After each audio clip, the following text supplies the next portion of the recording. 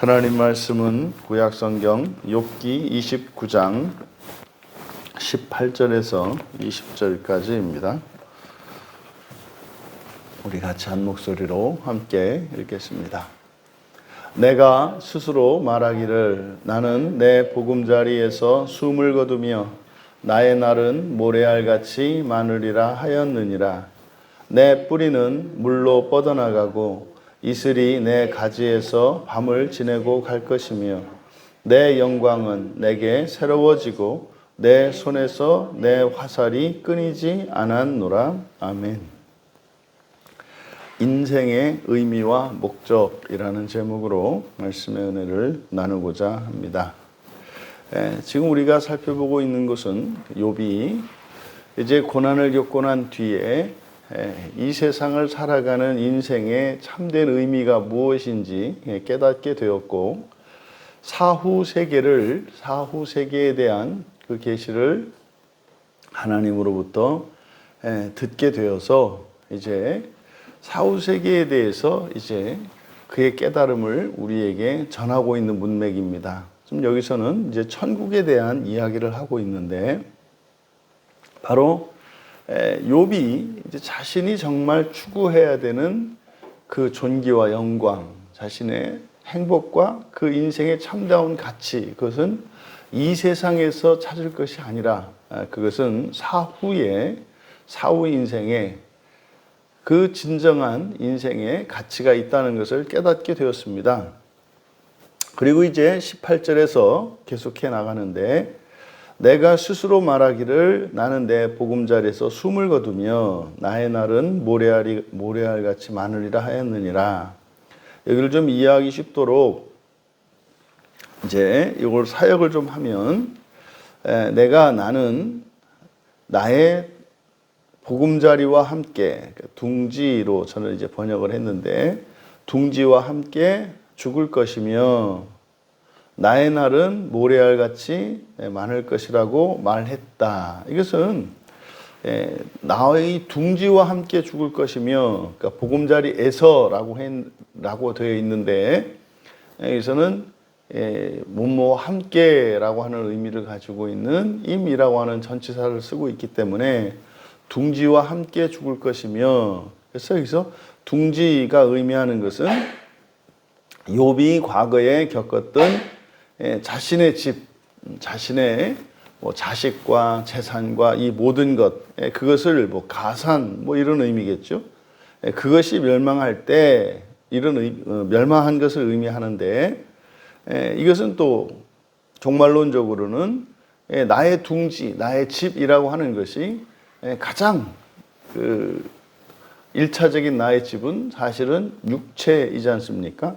그러니까 여기서 둥지와 함께 죽는다. 그래서 육체의 죽음이 있을 것, 육체의 죽음이 있을 것을 말한다. 그래서 우리가 살고 있는 육체로 살아가는 이생, 이 이생은 짧은 인생이고 필멸의 인생인 것을 나는 내 보금자리에서 숨을 거둔다라고 우리말 성경에 이제 그렇게 번역이 된 겁니다. 그래서 육체의 죽음이 있을 것이다. 육체의 죽음이 있을 것이다. 그런데 죽으면 이제 끝나고 멸망하는 줄 알았는데 그게 아니지 않습니까? 그래서 오히려 죽었는데 나의 날은 모래알같이 많을 것이다. 이게 죽고 났는데 말하자면 내생이죠. 죽고 난 이후에 살게 되는 내생. 그 내생은 어떻다? 무한한 날들이 있을 것이다. 그러니까 지금 18절에서 이야기하는 것은 이생과 내생에 대한 욥의 깨달음을 이야기하고 있습니다.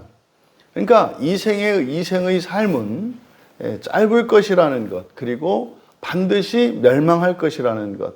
하지만 그것으로 끝나는 것이 아니라 무한한 날들이 있을 것이라는 것. 그래서 내생은 무한하고 불멸하는 인생이 있을 것이라는 것을 깨달은 겁니다.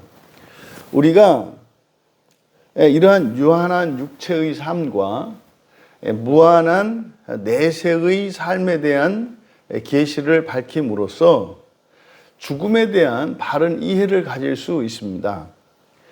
죽음이라고 하는 것은 두려워해야 될 대상이 아니라 잘 준비해야 되는 것임을 우리에게 가르쳐 주고 있죠. 이 세상을 살아가는 사람들이 공통적으로 하는, 그리고 공통적으로 두려워하는 그 대상이 죽음인데, 이 죽음이라고 하는 것은 이생과 내생의 문과 같은 것이어서, 그래서 그 죽음을 통과하고 난 뒤에는 이생에서의 살았던 삶과 완전히 다른 내생의 삶이 있게 된다는 것. 그래서 이 죽음은 우리가 뭐 회피하고 두려워하고 뭐 해야 되는 그런 대상이 아니라, 그 문을 통과하기 전에, 죽음의 문을 통과하기 전에 내생을 잘 살 수 있도록 준비해야 되는, 그것이 죽음인 것을 우리에게 깨닫게 합니다. 여러분, 그러면 우리가 그런 질문을 던질 수가 있는 거죠. 이생과 내생, 죽음이라고 하는 그 문을 좌우로 해서, 문을 중심에 두고 좌우로 이생과 내생을 이렇게 구분할 수 있는데, 이생이라고 하는 것은 뭐 100년의 인생을 살아가는 것이고, 이것은 뭐 영원한 게 없죠. 이생에 있는 것들은 다 영원한 거 없죠. 전부 가변적이고 임시적인 것뿐입니다. 그리고 육체적인 것입니다. 그런데 이제 죽음을 넘어서는 그 뒤에 펼쳐지는 내생이라고 하는 이것은 무한하고 불멸하는 인생이에요. 그러면 이생과 내생 중에 어느 것이 더 소중하고 어느 게 더 가치 있을까? 물론 둘 다 가치 있는 것입니다만, 이생과 내생은 분명히 죽음을 경계로 해서 구분되어 있기 때문에, 또 이생과 내생이 같지 않기 때문에 우리는 같이 비교를 해보아야 합니다. 그러니까 내생이 훨씬 더 가치가 큽니다. 얼마만큼이요? 무한할 만큼요. 차이가 무한대의 만큼 큽니다. 그럼 여러분, 우리들이 그럼 이생과 내생은 어떤 관련이 있는가? 지금 욥이 이야기하는 게 뭡니까? 과거에 자신은 이생의 삶을 위해서 이생의 삶을 살았을 뿐이에요. 의롭고 선하고 하나님을 경외하고 그렇게 사람들 앞에서 흠이 없는 자로 살았던 그것이 이생이 목적이었습니다. 그러니까 이생으로 이생을 위해서 살았던 거죠. 그런데 그것이 여지없이 허무하게 무너져 버릴 수 있다는 것은 꿈에도 생각해 본 적이 없는 거예요. 근데 막상 그 일을 겪고 나니까 그로 인해서 이제는 내생에 대한 영원한 삶을 깨닫게 된 것인데, 분명히 욥이 이야기하고자 하는 것은 뭐겠습니까? 이 이생이라고 하는 것은 목적이 될 수 없는 거구나. 목적이 될 수 없는 거구나. 이생은 수단적인 것이구나. 수단이구나. 그러면 이 이생을 가지고 내생을 위해서 살아야 하는 것임을 깨달은 겁니다. 사실 이게 기독교의 복음의 핵심이죠. 이 세상에서의 삶으로 하나님 나라의 삶을 준비하는 겁니다. 우리가 이 세상에 태어난 것은 하나님의 선택 안에서 부르심을 받았고 우리에게는 엄청난 기회가 주어진 거예요. 이것은 하나님 나라를 위해서 주어진 거죠. 이것을 욥이 깨달은 겁니다. 그러니까 이하에서 이제 욥은 자신의 깨달음, 사실은 결론이 그거죠. 이생으로 내생을 위해서 살아야 한다는 거죠. 그러면 그것에 대해서 이제 설명을 하는 겁니다. 그럼 과연 그 천국, 우리가 천국이라고 일컫는 그 삶이 어떠한 삶인가에 대해서 욥이 이제 우리에게 설명을 하고 있는데, 이제 19절에 내 뿌리는 물로 뻗어나가고 이슬이 내 가지에서 밤을 지내고 갈 것이며, 이것은 이제 마치 나무의 자신을 비유하고 있습니다. 그러니까 자신을 이렇게 나무인 것처럼 이렇게 은유적으로 나타낸 거죠. 그럼 나무에게 있어서 생존에 절대적으로 필요한 것은 물입니다. 근데 나무가 살기 위해서 그 영양분들과 이런 물을 흡수하는 것은 1차적으로는 뿌리요. 뿌리에서 생명의 근원인 물을 흡수하지 않습니까? 그리고 잎을 통해서 산소와 빛을 빨아들이고 또 거기에서도 마찬가지로 공중에 있는 이런 수분들, 이슬이죠. 이슬을 또 빨아들여서 나무가 살아갑니다. 근데 지금 뿌리는 물로 뻗어나가고, 그러니까 물을 찾을 수 있다는 거죠. 그러니까 이것은 아주 자연적인 원리인데, 모든 나무의 뿌리들은 물을 찾아갑니다. 그런데 물이 없으면 말라 죽는 거죠. 근데 여기서는 물로 뻗어나간다라고 할 때 이것은 물이 있다는 의미입니다. 그러니까 물을 찾아서 목마른 사슴이 물을 찾아서 헤매는 이것이 아니라, 내가 만약 나무라면 내 생에서는 그냥 뿌리는 자연히 물을 찾을 수 있을 것이고, 물을 찾을 수 있다는 거죠. 그리고 물을 찾고, 그러면 이 세상에서의 삶과 내 생의 삶을 마치 뿌리에 빗댄 자신의 삶을 돌아본다면, 지금 욥은 물을 찾고 있습니다. 그런데 물을 만나지를 못해요. 이 병에서 고침받기를 원하고, 이 수치와 고통에서 벗어나기를 원하고, 그의 잃어버린 재산들을 회복하고 죽어버린 자식들을 회복하기를 원합니다. 이게 다 물이죠. 그걸 찾아서 이렇게 헤매입니다. 또 그렇게 살았죠. 근데 지금은요, 없어요. 이제는 말라버렸습니다. 이 생은 그런 거죠. 있다가도 없는 거죠. 근데 내 생은 그렇지 않은 거죠. 내 생은 그렇게 10m, 20m 바위를 뚫고 이렇게 갈 필요가 없는 거죠. 넘치는 곳이죠. 이어서 이슬이 내 가지에서 밤을 지내고 갈 것이다. 여기서는 이슬이 찾아와서 마르지 않는다는 거죠. 그러니까 지금 19절에서 이야기하는 것은 바로 내생이라고 하는 것은, 내생은 하고자 하면 할 수 있을 것이고, 또 할 수 있다는 거죠. 생명이 넘친다는 거죠. 이어 20절은 내 영광은 내게 새로워지고 내 손에서 내 화살이 끊이지 않을 것이다.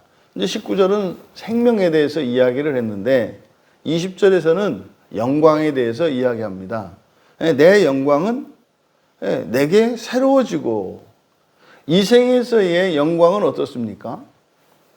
언젠가는 반드시 다 사라지게 되어 있죠.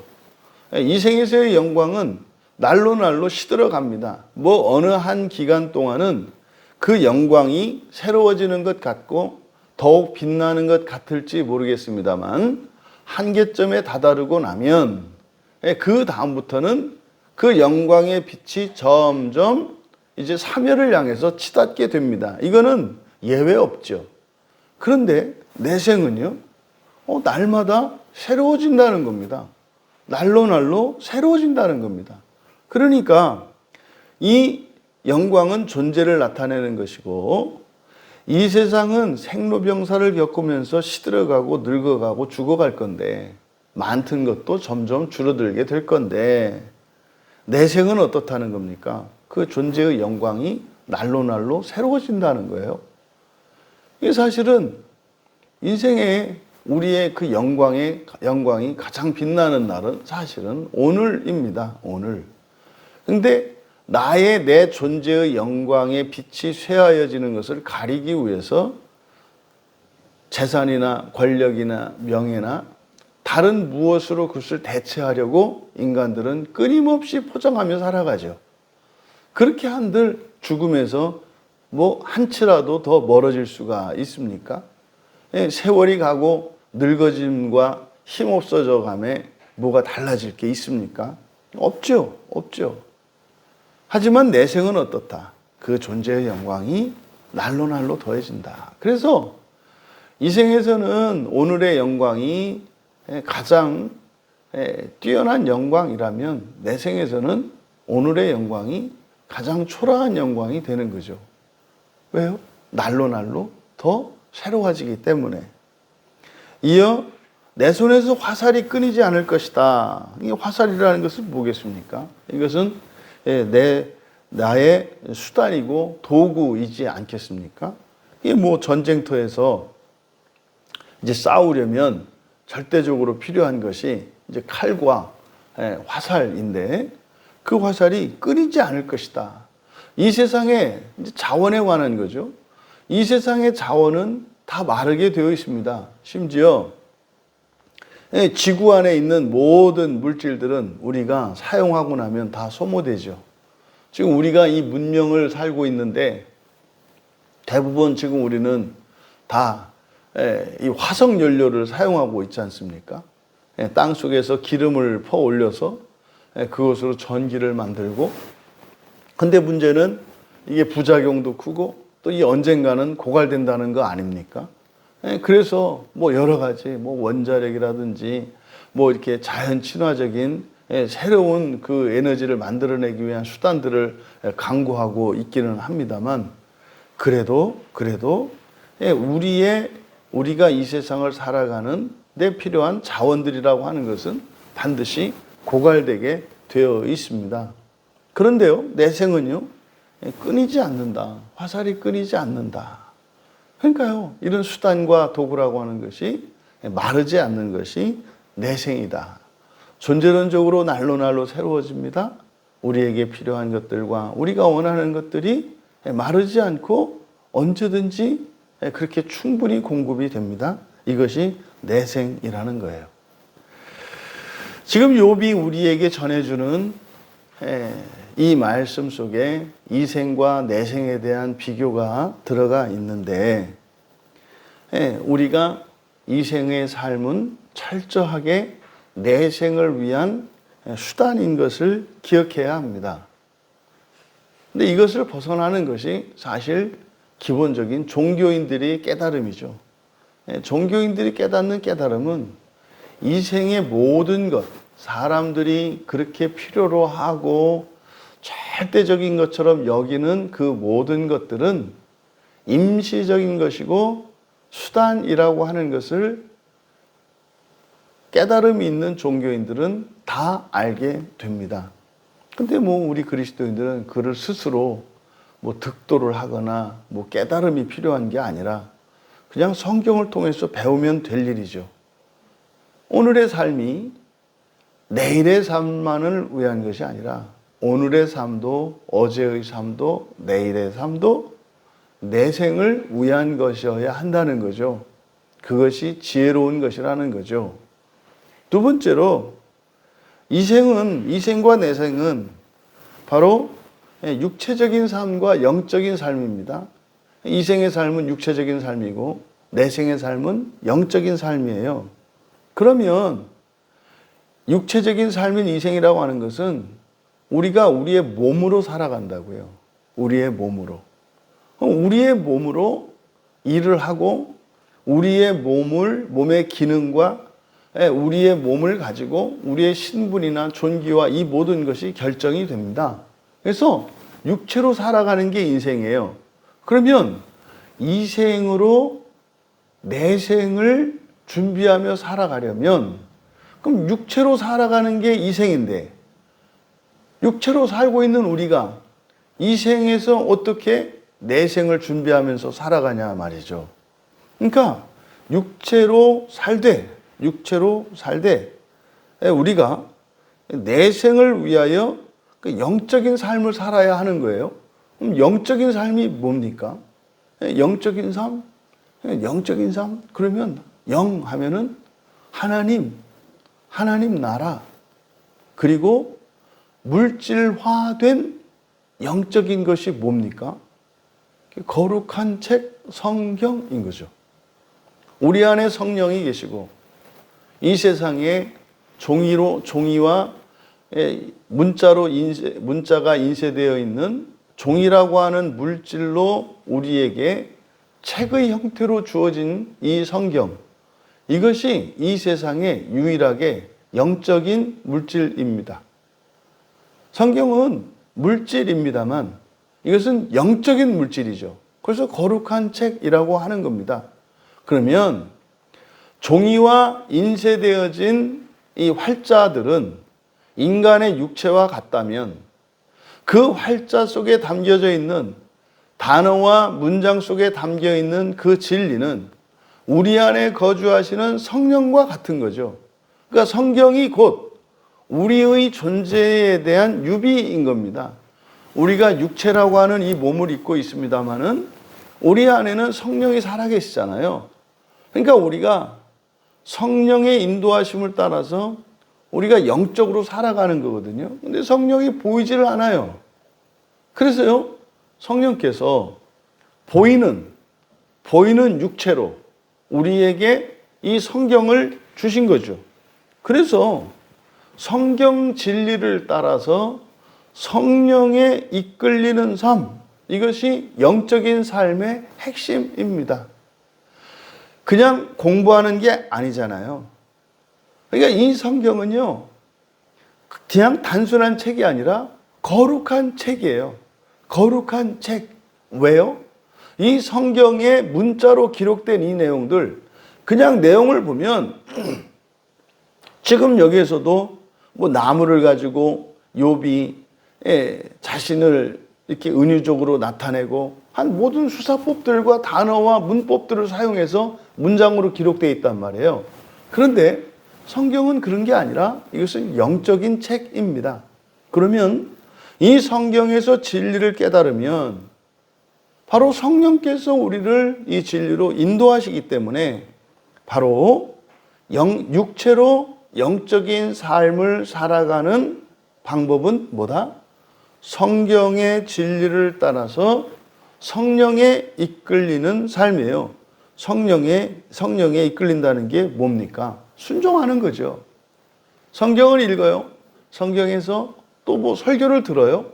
그래서 진리를 깨달았어요. 그런데요, 그 진리를 따라 사는데 영적 전쟁이 있죠.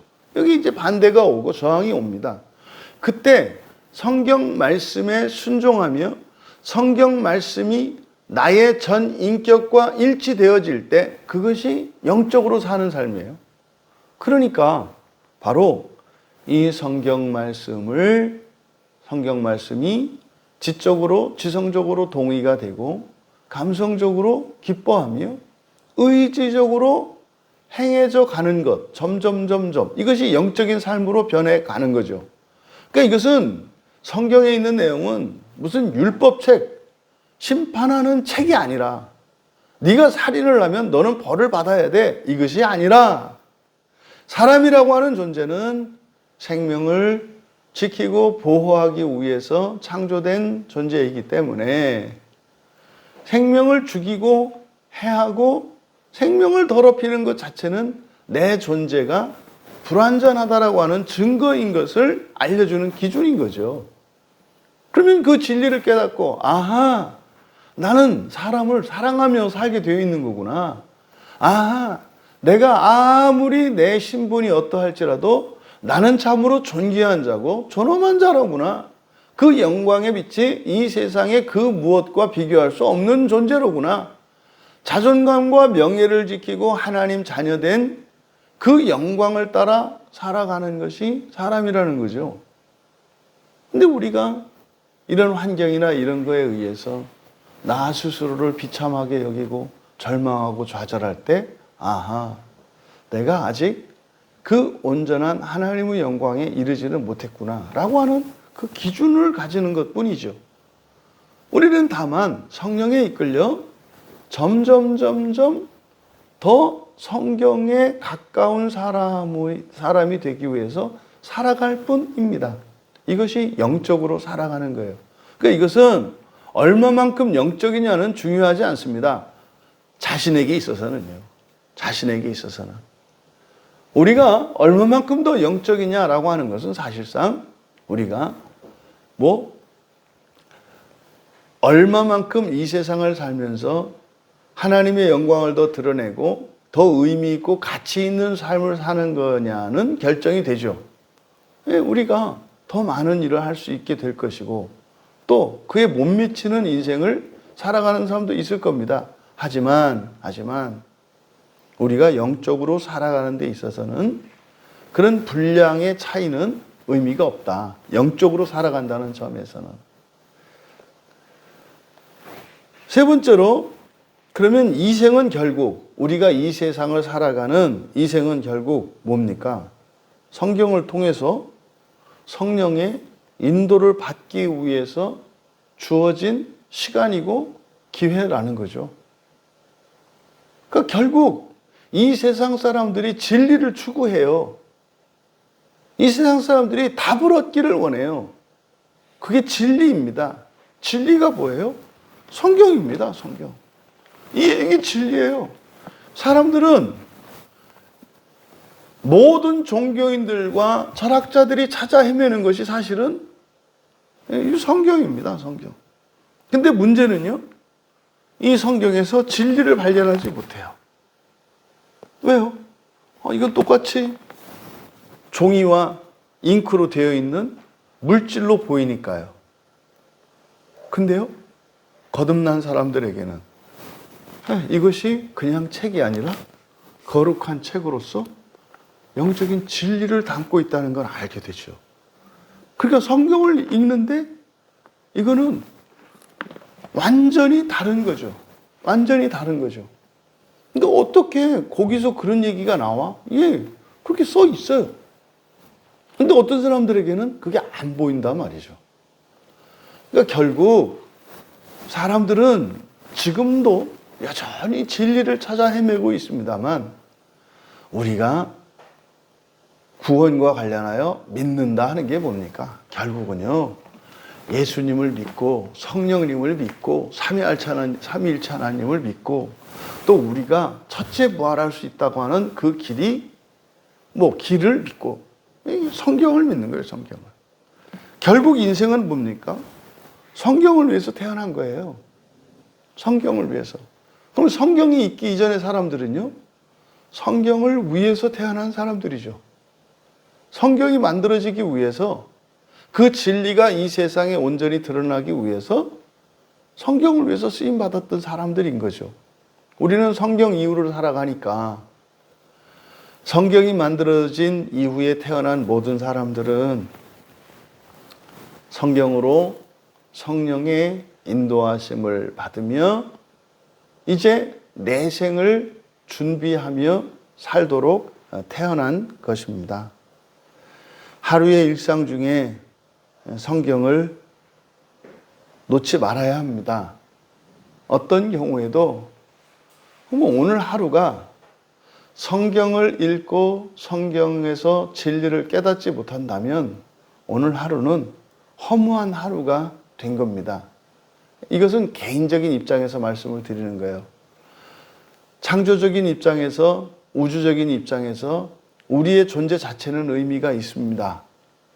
우리가 살아 숨쉬고 활동하는 그것을 통해서 분명히 하나님의 구원의 일들이 일어납니다.